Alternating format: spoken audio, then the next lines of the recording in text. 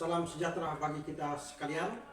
Perkenalkan, nama saya Suparman SPT MPT, adalah merupakan salah satu dosen pada program studi peternakan Fakultas Pertanian, Perikanan dan Peternakan Universitas 19 November Kolaka. Bidang ilmu saya adalah ilmu peternakan. Pada hari ini saya akan menyampaikan tentang teknik pengajaran saya dengan menggunakan metode delivery interaction assessment. Pada kesempatan ini saya juga akan menyampaikan dan menjelaskan salah satu mata kuliah yang saya ampu, yaitu mata kuliah produksi ternak potong dengan bobot 3 SKS yang terdapat pada semester 4. Mata kuliah produksi ternak adalah mata kuliah berisi materi tentang pertumbuhan dan perkembangan pada ternak, mekanisme dan pengukuran pertumbuhan karkas dan non-karkas, pertumbuhan normal, pertumbuhan di padang, pertumbuhan kompensasi, efek breed dan seks terhadap pertumbuhan ternak, efek hormonal dan tipe ternak terhadap pertumbuhan ternak, efek tipe ternak dan kebutuhan nutrisi terhadap pertumbuhan, efek iklim, perkandangan, dan manajemen terhadap pertumbuhan ternak, bangsa sapi potong atau pedaging unggul yang lokal, COFCAF program, stocker program, pro-condition dan condition program, finishing program, dan field production, yield, dan quality grade. Adapun sistem pembelajaran materi yang saya akan lakukan pada satu semester, di awal pertemuan saya akan melakukan perkenalan, membangun keakraban dosen dengan mahasiswa. Yang kedua, biasanya saya membuka diri diskusi, apapun itu bentuknya, terkait mata kuliah yang saya bawakan dalam bentuk diskusi. Dalam diskusi saya biasanya memotivasi mereka untuk belajar lebih fokus dan lebih giat dan lebih serius lagi. Selanjutnya saya membahas kontrak perkuliahan, yang mana ini adalah membuat kesepakatan bersama terkait proses perkuliahan berjalan, termasuk modul perkuliahan, agar mendapatkan gambaran pelaksanaan perkuliahan selama satu semester ke depan. Selanjutnya saya akan mencoba mengetahui pemahaman masing-masing mahasiswa terkait konsep teori kepribadian melalui asesmen dengan aplikasi Mentimeter. Itulah gambaran pembelajaran perkuliahan teori-teori kepribadian yang saya ampu selama satu semester berjalan. Adapun rujukan pembelajaran sebagai bentuk strategi delivery proses penyampaian materi ke mahasiswa dengan menggunakan beberapa strategi, yaitu textbook, diantaranya buku ajar dan buku referensi mendukung pokok bahasan materi perkuliahan. Kemudian dengan menggunakan media online untuk mencari topik yang menarik untuk dijadikan bahan diskusi terkait materi perkuliahan. Ini juga menyangkut tentang jurnal-jurnal penelitian sebelumnya. Biasanya di awal pertemuan dilakukan review pembelajaran, yang mana fungsinya untuk mengingat kembali materi-materi pembelajaran sebelumnya yang akan disambungkan materi-materi yang akan datang. Selanjutnya dalam perkuliahan saya menggunakan Learning Management System atau LMS, yang biasa diakses secara langsung oleh mahasiswa sebagai wujud tindak lanjut setiap pertemuan, memuat bahan pembelajaran, video pembelajaran, forum diskusi, absensi, tugas mandiri, tugas kelompok, atau kuis di setiap pertemuan perkuliahan. Strategi kedua adalah dengan case method dan kolaborasi learning, dengan memberikan contoh kasus secara berkolaborasi terkait dengan kepribadian individu, serta pemberian kuis yang dapat didiskusikan agar mahasiswa lebih semangat dan semakin termotivasi dalam mempelajari materi pembelajaran termasuk pemberian tugas. Di awal pertemuan saya menjelaskan bobot penilaian dari mata kuliah ini, yaitu ujian akhir semester 40%, ujian tengah semester 25%, tugas 15%, kehadiran 10%, keaktifan mahasiswa 10%. Selanjutnya saya akan menampilkan proses pengajaran yang saya lakukan pada mata kuliah produksi ternak potong dengan pokok bahasan pertumbuhan dan perkembangan ternak potong. Selamat menyaksikan. Terima kasih. Assalamualaikum warahmatullahi wabarakatuh. Waalaikumsalam warahmatullahi wabarakatuh. Salam sejahtera bagi kita sekalian dan selamat pagi menjelang siang. Baiklah, sebelum kita memulai perkuliahan kita, maka kita harus berdoa menurut agama dan kepercayaan kita masing-masing. Berdoa mulai.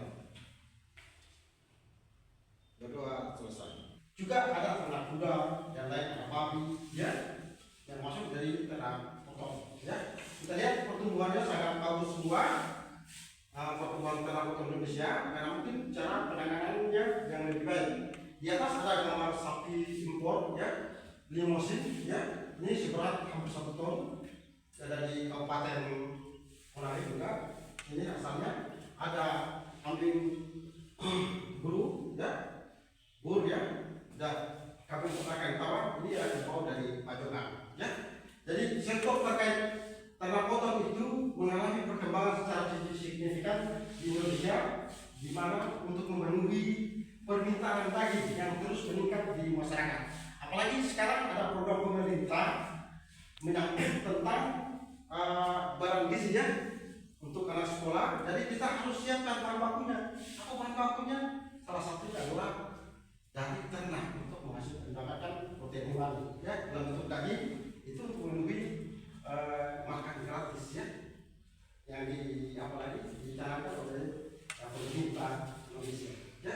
Habis itu kita masuk slide berikutnya. Di sini ada inovasi, ya. Tadi berkaitan dengan pertumbuhan dan perkembangan, maka harus ada inovasi, ya. Pertamanya adalah inovasi pakan ternak untuk produksi yang efisien, ya, harus efisien, produksi efisien. Di situ ada gambar kebun hijauan, di situ ada gambar kebun hijauan, rumput odol, ya. Itu saya kira Anda sudah paham sendiri, ya, menyangkut tentang apa lagi, rumput odol dan manfaatnya, serta kegunaannya dan kualitasnya, ya, seperti itu. Kita lihat di sini bahwasanya inovasi pakan itu untuk meningkatkan efisiensi produksi pakan ternak melalui bahan alternatif, ya. Ada bahan-bahan alternatif yang diambil untuk bisa meningkatkan produksi daging pada ternak, termasuk menggunakan teknologi modern, ya. Apakah dia akan difermentasi, ya, apakah dia akan dilakukan pembuatan pakan alternatif tadi, ya, dengan bahan-bahan yang mudah didapatkan dan kualitasnya lebih bagus, ya. Bahan pakan alternatif di mana penggunaannya bahan tersebut sebagai pakan alternatif yang lebih murah, dapat menurunkan biaya produksi dan dapat meningkatkan nilai gizi pakan ternak secara keseluruhan, ya. Saya kira itu yang faktor utama. Yang kedua, teknologi fermentasi. Jadi dilakukan proses. Jadi kita sudah dapat bahan pakan alternatif tadi yang paling bagus kualitasnya, kita lakukan proses fermentasi, ya, supaya untuk memperbaiki kualitas pakan tadi. Teknologi fermentasi di pakan dapat meningkatkan kualitas pakan, menjadikan lebih bergizi dan mudah dicerna oleh ternak, sehingga dapat mendukung pertumbuhan ternak secara optimal, ya. Jadi dia lebih bergizi dan mudah dicerna oleh ternak, ya. Jadi prosesnya cepat dalam tubuh ternak. Apalagi yang kita bahas ini adalah rata-rata ternak dominansia, ya, seperti itu. Yang ketiga yaitu keberlanjutan lingkungan. Ini juga sangat penting. Berkaitan dengan inovasi pakan ini, ternak juga harus punya kontribusi pada keberlanjutan lingkungan dengan memanfaatkan limbah pertanian sebagai sumber pakan sehingga mengurangi limbah, ya. Apalagi di masyarakat sekitar kita ini banyak yang menanam jagung itu bisa diambil limbahnya, cara di jagungnya, ya kulit jagungnya, batang jagungnya itu diolah fermentasi jadi pakan ternak. Bisa juga diberikan langsung secara hijau langsung ya. Habis itu banyak persawahan ya yang selama ini dipakai limbah-limbah padi itu, jerami padi cuma dibakar, ini bisa dimanfaatkan jadi pakan ternak. Jadi apalagi kalau sudah difermentasi akan lebih bagus ya, mudah dicerna, kandungan gizinya tidak hilang. Yang berikut ada pertumbuhan ternak lebih cepat. Ini juga kita bisa lihat bahwasanya ternak itu adalah pertambahan bobot masanya ya, bobot badannya dengan dilihat tinggi badan, panjang badan, bukan dada dan sebagainya. Di situ kurang perlu dilihat ya. Dengan pemantauan yang intensif, pertumbuhan ternak dapat meningkat hingga 3 kali lipat ya. Luar biasa ini dibandingkan metode tradisional atau ekstensif. Jadi sebaiknya kita harus gunakan peternakan intensif ya. Mungkin sudah 2 minggu kita diberikan pakan apa semua, sudah semua aktivitas ternak itu dibantu oleh peternak ya, disiapkan semua, baik pakannya, air minumnya dan lain sebagainya, termasuk kontrol kesehatan. Yang terakhir, akurasi pengambilan keputusan. Ya, ini sangat penting. Ada sensor atau alat ukur meningkatkan akurasi dalam pengambilan keputusan terkait pemeliharaan hingga 8%. Jadi manajemen dalam pemeliharaan ini sangat penting ya. Bagaimana bisa dipahami atau apa yang saya sampaikan? Ya, jadi kita lihat ada namanya di peternakan itu segitiga produksi, ada breed ya, bagaimana lihat mangsanya, ada feeding, bagaimana pemberian pakannya, ada manajemen ini pengelolaan pemeliharaan ternak ya, seperti itu. Bahasa peternakannya pengelolaan ternak ya, bagaimana mengelola ternak. Oke, lanjut. Ini juga tantangan pasar yang perlu kita perhatikan ya. Walaupun kita tetap berusaha ya dengan pasar dalam ternak potong, maka kenapa saya tampilkan di sini adalah selain cuma potong hewan, karena sekarang itu himbauan ya pemerintah buat ternak-ternak yang harus dipasarkan itu ya, yang akan dipotong dipasarkan harus melalui LPH supaya ada penanganan kesehatan, diperiksa namanya pemeriksa antemortem ya. Jika ada penyakit yang berbahaya bagi manusia, maka dia akan karantina dengan dipotong. Nah, kalau dia tidak dilanjut potong, tapi dilakukan pemeriksaan namanya postmortem, yang sampai berbahaya bagi manusia. Ikan ini baru makan ya. Jadi harus kita lihat juga persaingan ketat dalam fluktuasi harga pakan mempengaruhi keuntungan peternakan. Karena harga jual sebenarnya kan mempengaruhi apalagi persaingan keuntungan bagi peternak. Jadi ada namanya SWOT ya. Ada SWOT itu ada 2 faktor, ada faktor internal dan faktor eksternal. Faktor internalnya adalah kekuatan dan kelemahan ya. Yaitu peternak memiliki kekuatannya, peternak memiliki pengalaman dan pengetahuan dalam manajemen ternak. Ya, ini harus penting ya. Dan bagi peternak dia harus memahami bagaimana cara pengelolaan ternak ya, apalagi ternak yang dilakukan. Yang kedua adalah kelemahan ya.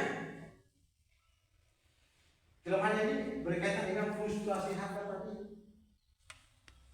Harga pakan mengurangi margin keuntungan ya. Ketika harga pemain tidak beli pakan akan mengurangi juga. Lagi harga jual juga sapi akan turun ya.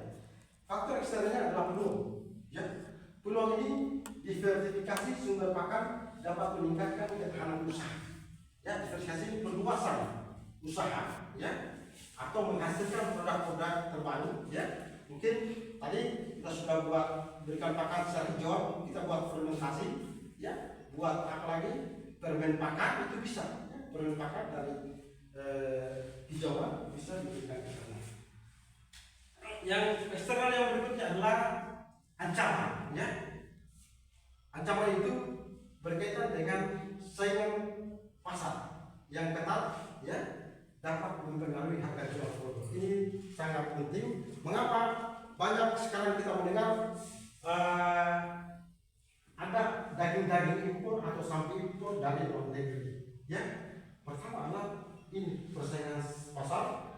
Yang kedua juga menyangkut tentang kebutuhan masyarakat Indonesia akan konsumsi daging, ya, apalagi di daerah kota besar. Ya.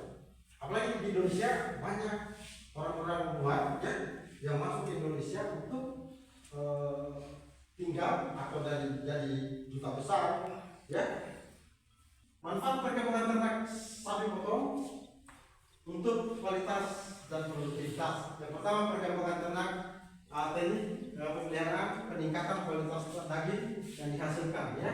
Yang kedua, penerapan praktik yang lebih baik, meningkatkan hasil panen daging. Yang ketiga, meningkatkan pendapatan peternak, membantu peternak dan mendapatkan lebih banyak keuntungan. Tiga, berempat, dampak positif pada ketahanan pangan, menjamin pasokan pangan yang lebih stabil, inovasi dalam pemeliharaan ternak, mendorong efisiensi dan produksi daging. Ya, oke, demikian sukses dari peternak. Ada City Farm, ya, yang memproduksi daging, ada peningkatan produksi, peningkatan dalam daging, ya. Akan melihat ini sam dan somnya, ya. Seperti yang saya sudah sampaikan, durasi 2 tahun, durasi berhasil, waktu yang dibutuhkan untuk peningkatan, ya, peningkatan produksi daging. Habis itu inovasi penuh, ya, adopsi berbagai teknologi modern baik pakan maupun cara produksi. Yang ketiga, ada perubahan iklim. Ini juga sangat penting, ya. Ada perubahan iklim mempengaruhi ketersediaan pakan, kesehatan ternak, dapat menyebabkan produktivitas pakan. Dampak perubahan iklim ini juga mempengaruhi tentang dampak industri ternak, berdampak langsung pada industri ternak. Adaptasi peternak ini sangat penting, ya. Adaptasi juga peternak perlu beradaptasi dengan pada cuaca yang berubah, ya. Tadi menyangkut tentang strategi ini bertujuan untuk meningkatkan posisi kompetitif peternak, selain berkompetisi. Yang terakhir, ketahanan usaha, membangun pengetahuan dan ketahanan usaha dengan fluktuasi pasar, dan tantangan lainnya. Itu sangat penting juga, ya. Jadi harus kalian bisa kolaborasi juga seperti apa yang ditanyakan. Baik, materi kita pada hari ini selesai. Mungkin masih ada yang belum dipahami, mungkin adik-adik mahasiswa bisa mempertanyakan, ya. Silakan, mungkin yang belum dipahami angkat tangan. Yang belum dipahami, pokoknya hampir semua mau bertanya, ya. Saya minta yang di ujung belakang, ya, di depan satu, ya. Jadi berurutannya siapa ini? Hadir dan di tengah ceria. Jadi di belakang dulu, baru di depan. Oke. Baik, terima kasih atas kesempatan yang telah diberikan kepada saya. Saya Murnisari. Di sini saya akan bertanya tentang terkait dengan kolaborasi penelitian, pihak mana saja yang terlibat. Ya, makasih. Lanjut. Baik, terima kasih atas kesempatan yang diberikan. Saya Fadil Fatmani yang mengajukan sebuah pertanyaan, yaitu apa saja yang dapat dilakukan dalam peningkatan pengetahuan bagi peternak. Terima kasih, Pak. Ya, makasih. Lanjut yang pertanyaan ketiga. Baik, terima kasih atas kesempatan yang telah diberikan kepada saya. Perkenalkan, nama saya Julia. Adapun pertanyaan saya yaitu faktor-faktor apa saja yang mempengaruhi pertumbuhan? Oh iya, faktor pertumbuhan. Oke, baik. Saya menjawab dari yang pertanyaan pertama, ya, masalah kolaborasi penelitian. Jadi bicara kolaborasi penelitian itu sekarang sudah ada namanya apalagi BRIN, ya. Ada juga BRIDA. BRIN itu penelitian nasional, ya, BRIDA daerah. Dan tidak terlepas juga dari kita dosen dan mahasiswa untuk melakukan riset-riset di lapangan berkaitan dengan inovasi baru, pengetahuan baru di lapangan. Habis itu terlibatkan dengan kelompok tani dan peternak, ya, seperti itu. Kelompok ternak juga terlibatkan, ya, termasuk peneliti-peneliti lain, ya, menyangkut mencari data-data populasi atau semua untuk data statistik, ya, baik itu provinsi, nasional, kecamatan, ya, kabupaten, ya, gitu, ya. Baik, kalau untuk pertanyaan masalah pengetahuan, penambahan pengetahuan, sekiranya peternak diberikan selalu penyuluhan, pelatihan, bagaimana pengelolaan ternak, manajemen ternak, manajemen perkadangan, ya, bagaimana cara apalagi memeriksa kesehatannya itu harus diberikan, atau berkaitan dengan peningkatan populasi para peternak atau petugas diberangkatkan untuk mengikuti pelatihan simulasi muatan, ya, IB, PKB, ya, ATR, ya, untuk menambah pengetahuan peternak supaya produksi ternak potong semakin baik, ya, populasi semakin meningkat, sehingga petani peternak juga akan jadi sukses, ya. Yang terakhir masalah apalagi faktor-faktor tadi, ya, yang mempengaruhi pertumbuhan. Ya, saya kira untuk faktor yang mempengaruhi pertumbuhan itu ada dua, ada faktor internal, ada faktor eksternal. Faktor internal itu berkaitan dengan breed atau bangsa, ya, kita cari bibit unggul, ya, untuk kita jadikan jadi ternak potong, ya. Habis itu jenis kelamin ini juga penting, karena jenis kelamin berkaitan dengan ternak potong itu yang diupayakan bahwa jadi potong itu adalah ternak jantan, ya, baik itu sapi, kambing, domba, dan lain sebagainya, ya, yang tergolong dari ternak potong. Karena ada pelarangan pemotongan betina produktif.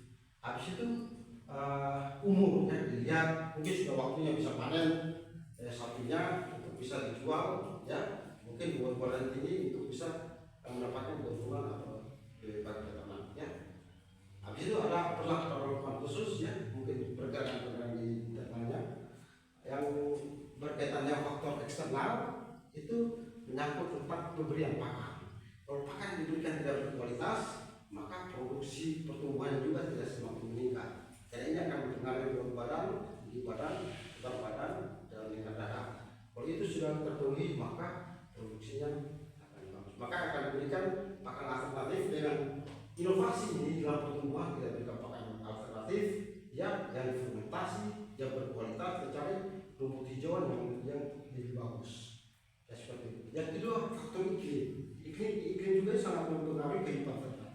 Ketika cuaca ekstrim, iklim ekstrim, maka ternak akan sedang mati, ya. Kondisi panas ekstrim, ternak tidak bisa mengkonsumsi pakan, kurang mengkonsumsi pakan, lebih baik mengkonsumsi air karena untuk mempertahankan hidupnya, ya.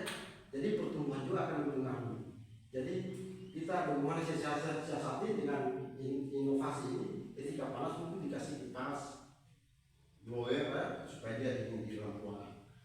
Dalam sistem apalagi dengan ternak potong ini seharusnya memang dia dikandangkan, dia intensif supaya kita pantau semua kegiatan yang ada di ternak tersebut, ya. Dan harapan kita untuk mendapatkan ternak yang ukurannya tinggi dan keuntungan yang berkualitas. Saya kira itu bisa dipahami. Alhamdulillah, terima kasih pertemuan ini. Dan saya sudah siapkan tugas, saya sudah kirim ke grup, ya, grup ya kita mata kuliah ini. Ada tugas pribadi, ya, mandiri, dan ada tugas kelompok. Bisa disepakati karena ini adalah pertemuan pertama, ya, materi kelompok pasal pertumbuhan dan perkembangan ternak, ya. Jadi tidak mereview materi di sini, ya. Oke, sampai baik, materi kita pada hari ini selesai. Mungkin masih ada yang belum dipahami, mungkin adik-adik mahasiswa bisa mempertanyakan, ya. Silakan, mungkin yang belum dipahami mengatakan yang belum dipahami. Oh, pokoknya hampir semua mau bertanya, ya. Saya minta yang di ujung belakang, ya, di depan satu, ya, jadi berurutannya siapa ini? Pak Dir, dan di tengah ya. Jadi di belakang dulu, baru di depan. Oke. Baik, terima kasih atas kesempatan yang telah diberikan kepada saya. Saya Murnisari. Di sini saya akan bertanya tentang terkait dengan kolaborasi penelitian, pihak mana saja yang terlibat. Ya, makasih. Lanjut. Baik, terima kasih atas kesempatan yang diberikan. Saya Pak Fatma'il ingin mengajukan sebuah pertanyaan, yaitu apa saja yang dapat dilakukan dalam peningkatan pengetahuan bagi peternak. Terima kasih, Pak. Ya, terima kasih. Lanjut yang pertanyaan ketiga. Baik, terima kasih atas kesempatan yang telah diberikan kepada saya. Perkenalkan, nama saya Julia. Adapun pertanyaan saya yaitu faktor-faktor apa saja yang mempengaruhi pertumbuhan. Oh iya, faktor pertumbuhan. Oke, baik. Saya menjawab dari yang pertanyaan pertama, ya, masalah kolaborasi penelitian. Jadi bicara kolaborasi penelitian itu sekarang sudah ada namanya apalagi BRIN ya, ada juga BRIDA. BRIN itu penelitian masyarakat nasional ya, BRIDA daerah, dan tidak terlepas juga dari kita dosen dan mahasiswa untuk melakukan riset-riset di lapangan berkaitan dengan inovasi baru, pengetahuan baru di lapangan. Habis itu terlibatkan dengan kelompok tani dan peternak ya, seperti itu. Kelompok ternak juga terlibatkan ya, termasuk peneliti-peneliti lain ya, menyangkut mencari data-data populasi apa semua untuk data statistik ya, baik itu provinsi, nasional, kecamatan, ya, kabupaten, ya, begitu ya. Baik, kalau untuk pertanyaan masalah pengetahuan, penambahan pengetahuan, sekiranya peternak diberikan selalu penyuluhan, pelatihan, bagaimana pengelolaan ternak, manajemen ternak, manajemen perkandangan, ya, bagaimana cara apalagi memeriksa kesehatannya itu harus diberikan, atau berkaitan dengan peningkatan populasi, para peternak atau petugas diberangkatkan untuk mengikuti pelatihan simulasi kuatan, ya, IP, PKB, ya, ATR, ya, untuk menambah pengetahuan peternak supaya produksi ternak potong semakin baik, ya, populasi semakin meningkat, sehingga petani peternak juga akan jadi sukses ya. Yang terakhir masalah apalagi faktor-faktor tadi ya yang mempengaruhi pertumbuhan ya. Saya kira untuk faktor yang mempengaruhi pertumbuhan itu ada dua, ada faktor internal, ada faktor eksternal. Faktor internal itu berkaitan dengan breed atau bangsa ya, kita cari bibit unggul ya untuk kita jadikan jadi ternak potong ya. Habis itu jenis kelamin ini juga penting karena jenis kelamin berkaitan dengan ternak potong itu yang diupayakan bahwa jadi potong itu adalah ternak jantan ya, baik itu sapi, kambing, domba dan lain sebagainya ya, yang tergolong dari ternak potong. Karena ada pelarangan pemotongan betina produktif. Habis itu umurnya dilihat, mungkin sudah waktunya bisa panen sapinya untuk bisa dijual ya, mungkin buat-buatan tinggi untuk bisa mendapatkan keuntungan atau lebih baik peternak ya. Habis itu ada perlakuan khusus ya, mungkin pergerakan di internalnya yang berkaitan dengan faktor eksternal itu menyangkut tentang pemberian pakan. Kalau pakan diberikan tidak berkualitas, maka produksi pertumbuhan juga tidak semakin meningkat. Karena ini akan mempengaruhi berat badan, tinggi badan, berat badan, dan meningkat darah. Kalau itu sudah terpenuhi, maka produksinya akan bagus. Maka akan diberikan pakan alternatif dengan inovasi ini dalam pertumbuhan. Kita berikan pakan alternatif yang difermentasi, yang berkualitas, mencari rumput hijauan yang lebih bagus. Ya, seperti itu. Yang kedua, faktor iklim. Iklim juga sangat mempengaruhi kehidupan ternak. Ketika cuaca ekstrim, iklim ekstrim, maka ternak akan setengah mati. Ya, kondisi panas ekstrim, ternak tidak bisa mengkonsumsi pakan, kurang mengkonsumsi pakan, lebih baik mengkonsumsi air karena untuk mempertahankan hidupnya. Ya, jadi pertumbuhan juga akan mempengaruhi. Jadi kita bagaimana siasati dengan inovasi ini, ketika panas mungkin dikasih kipas blower ya, supaya dia dingin di dalam ruangan. Dalam sistem apalagi dengan ternak potong ini seharusnya memang dia dikandangkan, dia intensif supaya kita pantau semua 30 ternak tersebut ya. Harapan kita untuk mendapatkan ternak yang ukurannya tinggi dan keuntungan yang berkualitas. Saya kira itu bisa dipahami. Alhamdulillah, terima kasih pertemuan kali ini, dan saya sudah siapkan tugas, saya sudah kirim ke grup ya, grup ya kita mata kuliah ini ada tugas pribadi ya, mandiri, dan ada tugas kelompok. Bisa disepakati karena ini adalah pertemuan pertama ya, materi kelompok pasal pertumbuhan dan perkembangan ternak ya. Jadi tidak mereview materi di sini ya. Oke, sampai sini saya ucapkan alhamdulillahirobbilalamin. Wassalamualaikum warahmatullahi wabarakatuh. Waalaikumsalam warahmatullahi wabarakatuh. Sekian dan terima kasih.